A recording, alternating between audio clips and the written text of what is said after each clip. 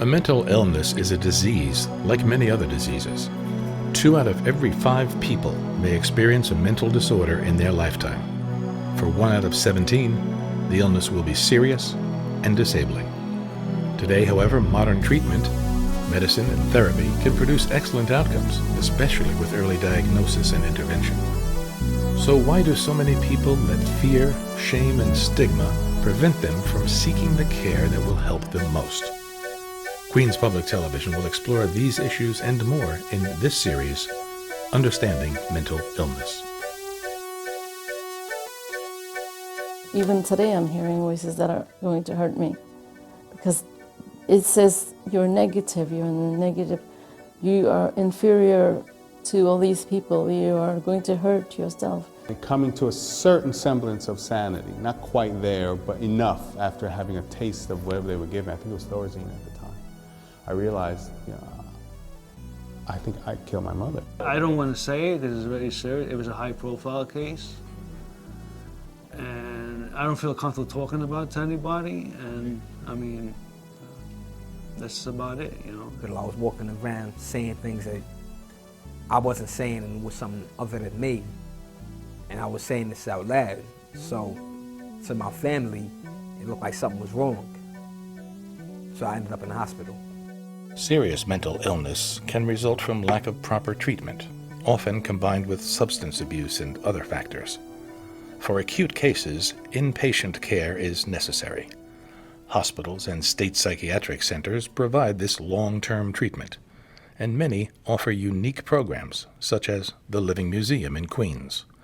Join us for Journeys.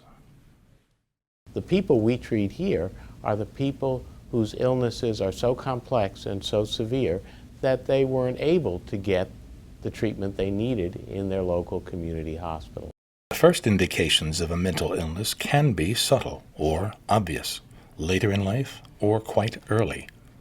What is it like to develop a mental illness? It began with strange thoughts, bizarre thoughts, paranoia, delusions. It all goes on inside. So it's very hard to sometimes, for the outsider, even a loved one, to know what's going on inside your mind. I can't read your mind, and you can't read people's minds. So it's hard to kind of grasp what's going on inside.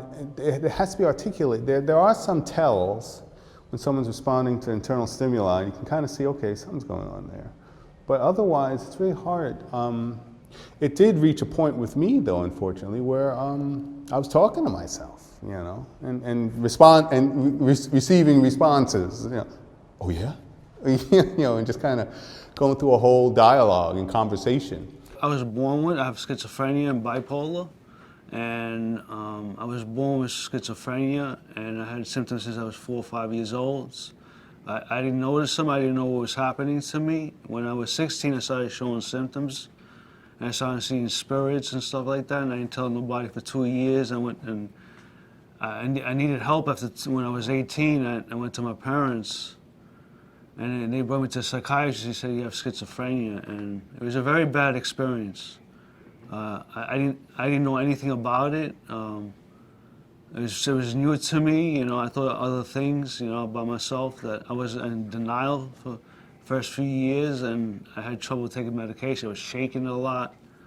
I still do sometimes. I take a new medication right now. I've been currently living in Creedmoor Hospital for 8.5 years.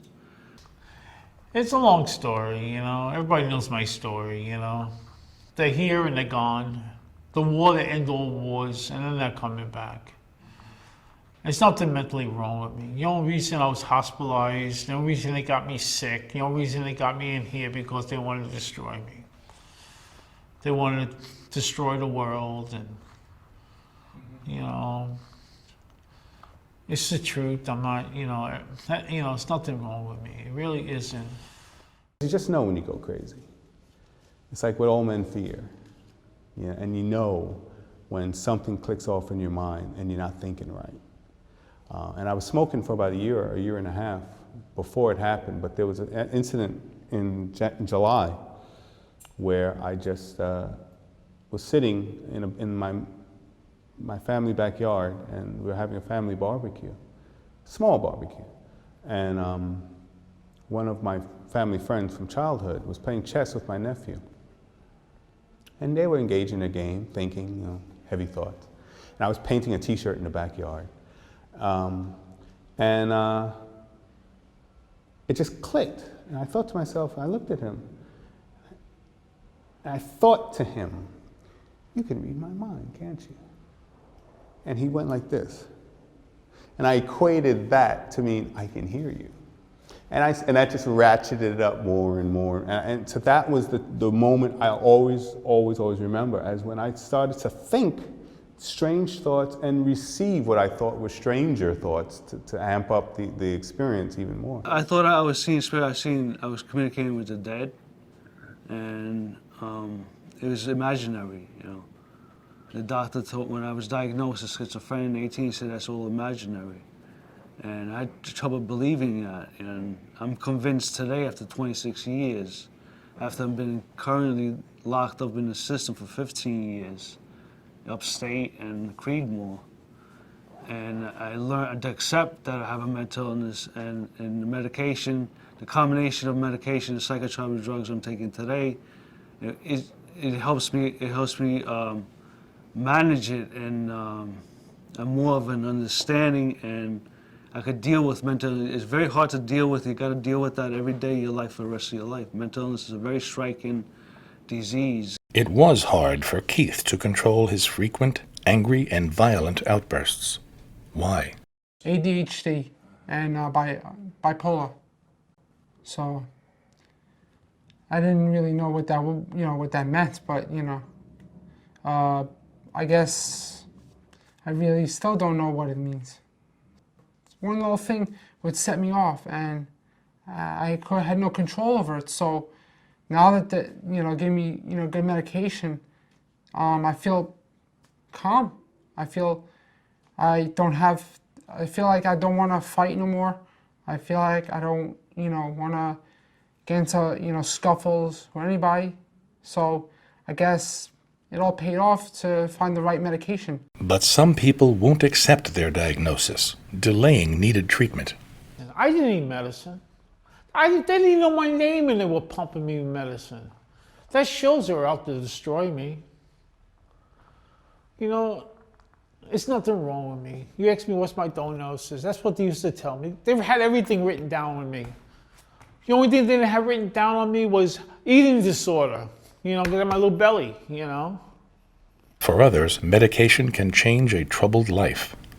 The anger inside me, it was really terrifying that I had all this anger in me, but I didn't know what to do with it, and it just exploded. And I've been getting into fights, and I'll be getting so much trouble. But now, since I've been, basically with all these medications, I don't get that angry anymore. So it's better now than, that I have all these medications helping me. I got great compassion for mentally ill. I was never mentally ill, but I know what they go through. Getting locked up every day, getting medication pumped in you, you're jumping up and down with the medications. They got new medications now, thank God, and they're getting better with that. Without treatment, more serious behaviors may emerge. Just the one time I called 911 and I said, I'm gonna blow up the World Empire State Building, yeah. And they took it, as a serious, crime. So they came to my house, and they wanted all my whole history, and I told them my whole history. They stayed there about three hours in my house. They took a picture of me or something like that. Just one episode resulted in the death of his landlord and prison for Constantine. I don't want to say it because it's very serious. It was a high-profile case, and I don't feel comfortable talking about it to anybody. And that's about it. It's a bad experience. I learned from it. I am assured these things will never happen to me again because I know better now. Untreated and still suffering from serious substance abuse, Issa heads toward the darkest night of his life. Here's how he describes it. I was so sick, eventually I got psychotic, hallucinating, hearing voices, seeing things, feeling things, and it just reached a head to the point where sometime in February of 1990, I got so sick that I believed my mother was possessed by some evil spirit, which I was kind of slowly believing over a course of months anyway, like shutting people out more and more, thinking that they were against me. There was a whole lot of paranoia. And it ended finally with my mother. I pushed everybody out of the house, and the only one left was my mother. So of course, that whole piece clicked into place. And I wasn't trying to hurt her when the whole thing happened. I was trying to help her do an exorcism, but I didn't know what the hell that was. I didn't know what I was doing. I was sick, you know. And in the course of this process, I accidentally I put my knee on her chest, and I didn't know my weight, you know, and I cracked her sternum, and her ribs punctured her heart and her liver, and she died instantly.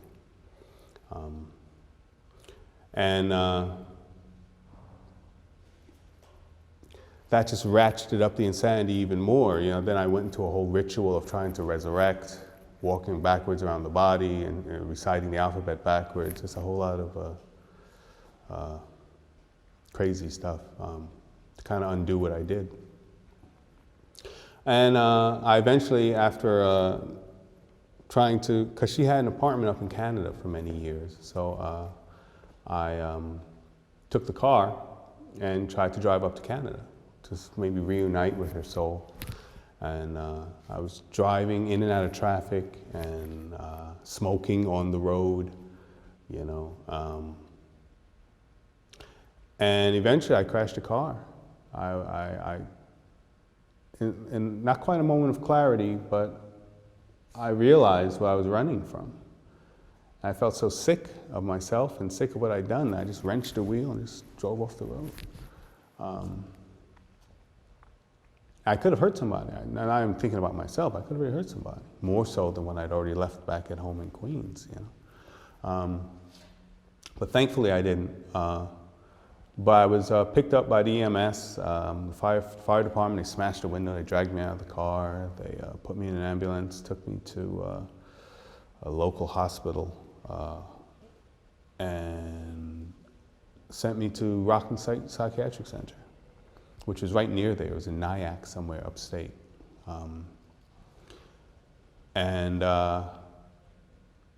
After being medicated for a couple of days, and coming to a certain semblance of sanity, not quite there, but enough after having a taste of whatever they were giving. I think it was Thorazine at the time. I realized, you know, I think I killed my mother, you know. And so I spoke to a social worker, and I confessed to her. I said, I think I killed my mother. And they said, where are you from? And I gave my address. I remembered my address, and I told them, check it out, please, see if she's okay. And a couple of days later, while still at Rockland Psych, the police came, detectives, and they confirmed what I thought. They said, yeah, you know, she's dead. And tell us what happened. And they got their confession. But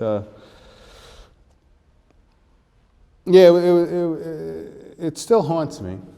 It still haunts me. As much as I've learned to forgive myself.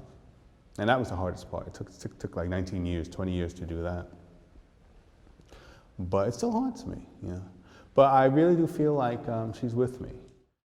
Instead of prison, Issa was remanded into treatment through a plea of not responsible by reason of mental disease or defect, the so-called insanity plea.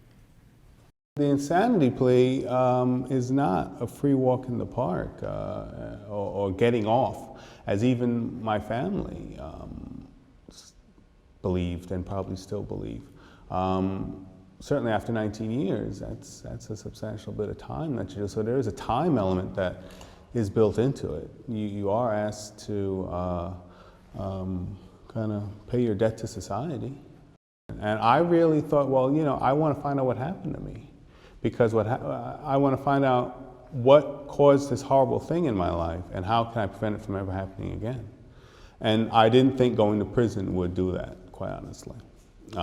Especially behind such a terrible incident as what happened with me. I accidentally took my mother's life. as a result of being mentally ill. Now released, Issa works as an art counselor at the Living Museum. Here, on the Creedmoor campus, he wrote and painted during his 19 years of treatment. Museum director Dr. Janos Marton has some surprising ideas about care for the mentally ill. Hundreds of students and young doctors come through this space over the years, and I always try to tell them two things about mental illness that people don't know about. One is that mentally ill people have extreme creativity. So modern art and mental illness intersect almost completely. And the second idea is, which is totally unknown to most mental health professionals and the public at large, that one major symptom of mental illness is niceness. Mentally ill people are just sweet and nice and childlike, very welcoming and pleasant. You know, the prejudice is that, oh, they're dangerous and all negative psychophobic stuff. You know, they should know that that's not the case. It's to be with mentally ill people, given the right framework, is delightful. It's extremely positive experience to spend a day here in the museum. Just the human interaction is so wonderfully sweet and authentic, true, honest. This unique environment reflects Dr. Marton's unusual approach to helping those with mental illnesses. The mentally ill people are different. They're not just like you and me. You might be Meshuggah and you might have crazy ideas. You don't have mental illness. Mentally ill people are different. And that should be recognized and admired. You know, and you should create areas where it is celebrated. You see, and it is the field of art where it can happen. Historically, the early asylum approach to mental care promised a peaceful refuge. The old-style asylum had protection as one of the features, among many others, many negative features also. So I'm thinking of the Living Museum as a safe place for people with mental illness, as an asylum, where the issue that you have mental illness is not the issue. You know, everybody has it here. So you can be free and you don't worry about your symptoms, you don't worry about your illness. You are concentrated here on art. Concentrating on art does provide one practical benefit. Well, one of the biggest problems in the mental health field and especially in the institutional care of people with mental illness is that the patients have too much time on their hands. You know, so we professionals have the task to fill up their empty time. So we design programs, we design therapies, we design all kinds of activities. And it's sort of a handicap in a way of the system, you know, that we have to occupy people during that time. And, but when it comes to art, when it comes to creation of projects, art is ideal for that because you utilize your time. You are really interested in it. That's what you want to do. So you don't have any problems of structuring people's times. But acutely ill people need to be stabilized before further treatment can be effective. Medication is the key to mental illness. You know, that is something that Freud already said, and people in the mental health field recognize it. Not the general population, but most people in the mental health field know that the key to is medication. You know, so I see that, but you have to, and there was big development in that field. Also, medications became better, psychiatrists are better trained, but the medical model should really stop after the 2 weeks when the patient is stabilized. You know? And then you need something else. You need to deal with identity issues.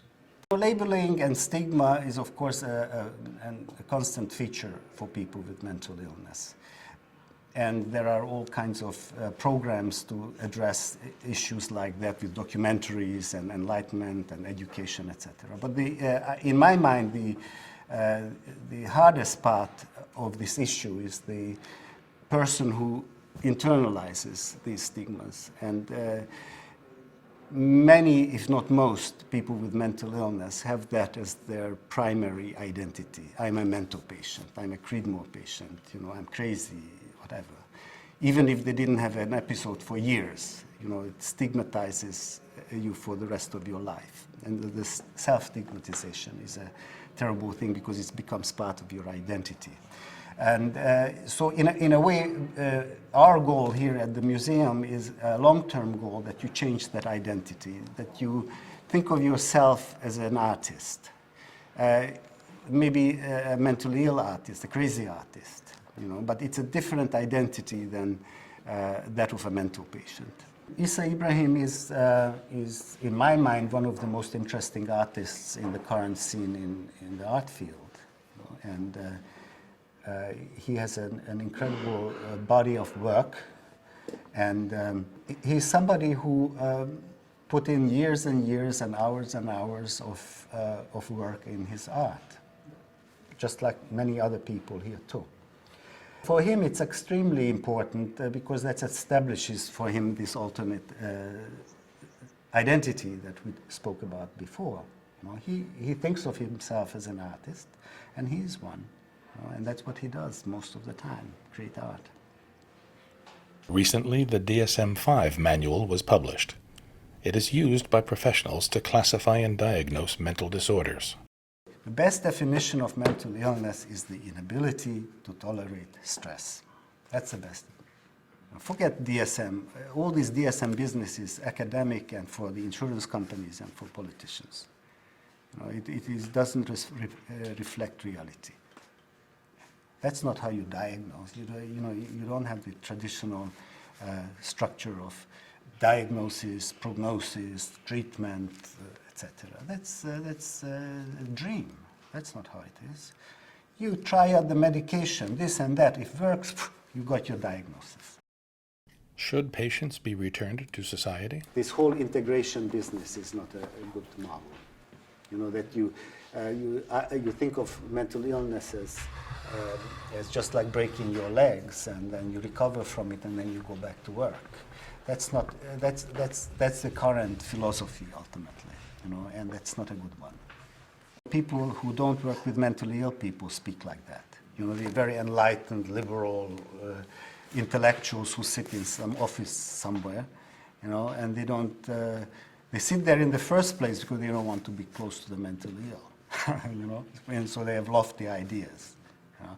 And the problem is that the paradigm is not good. This whole integrationist idea is not a good idea. Because it stresses out the people, you know. It gives you we will treat you, and you can go back and be a, I don't know, whatever, a physicist, a car mechanic, etc.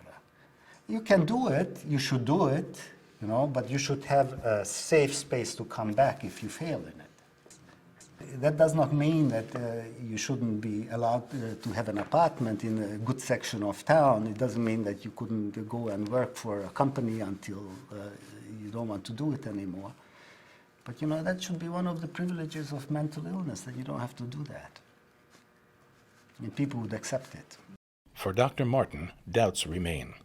Is recovery achievable? I'm not sure about total recovery, you know, in case of mental illness. You know, I'm not that optimistic in terms of total recovery. Even if you totally recover and if you are totally free of symptoms at the moment, your past haunts you, and the fear alone is enough to give up on the notion of total recovery in my mind. It is very important to have a safe space to which you can come to, and that reinforces your identity, that of an artist, basically. You know, so, and the Living Museum provides that on the long run. I lived a crazy life. You know, my life was in and out of the hospitals, and everything was nutty. I lived with my sister, living with my aunt, all over the place. And the way my life, I say this to Dr. Marton all the time, the way my life just fell right to where it is right now, I can't complain. My life is great. This is my job. I come here every day. I work. I'm a self-employed artist. I'm a starving one, but I'm a very happy one. There is a woman here who sings spirituals. And during her psychotic phase, God appears to her physically. You know, so by psychiatric standards, it's definitely an abnormal occurrence.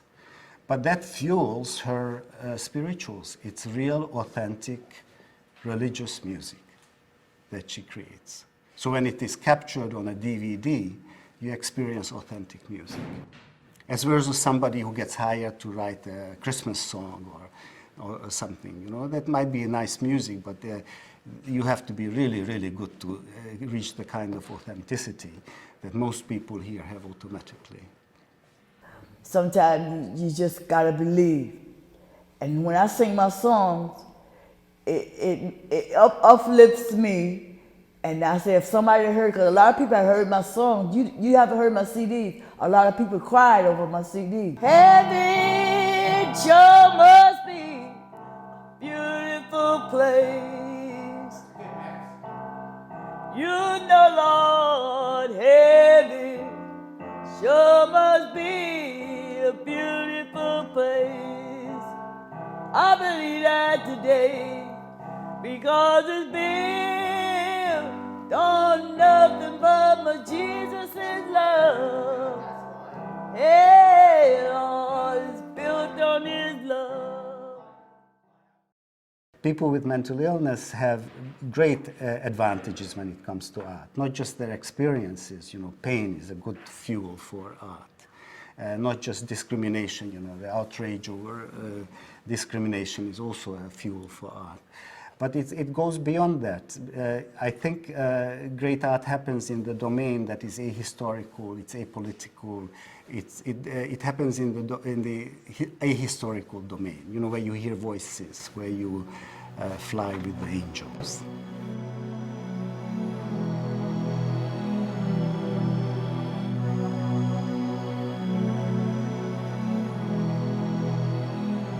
Can patients recover and successfully reintegrate into communities?